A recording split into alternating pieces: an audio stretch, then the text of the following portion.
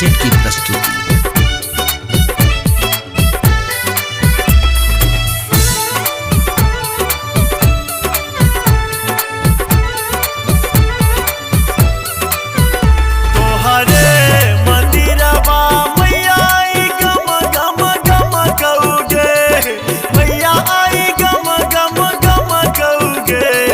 मैया के गैया के गोबरा से नीपल गहबर अंगना तोहर चम चम चमकोगे। मैया के गैया के गोबर से नीपल गहबर अंगना तोहर चम चम चमकोगे।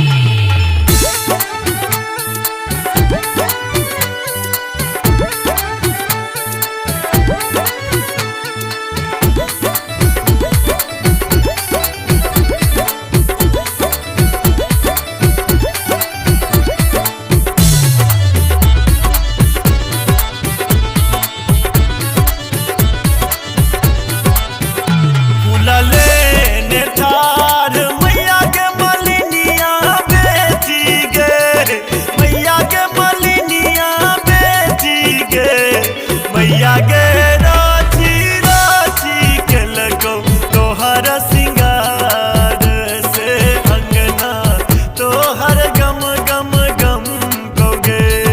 मैया के गैया के गोबर से नीपल गहबर अंगना तोहर चम चम चमकोगे।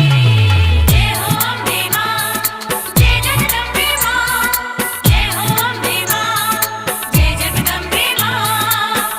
आप सुन रहे हैं गंगा कैसेट की प्रस्तुति।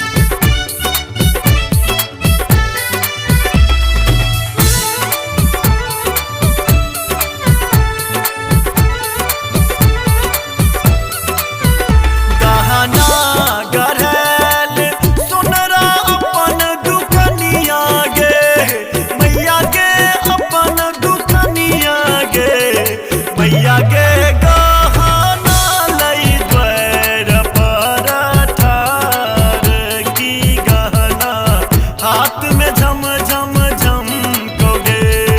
मैया के गैया के गोबर से नीपल गहबर अंगना तोहर चम चम चमकोगे।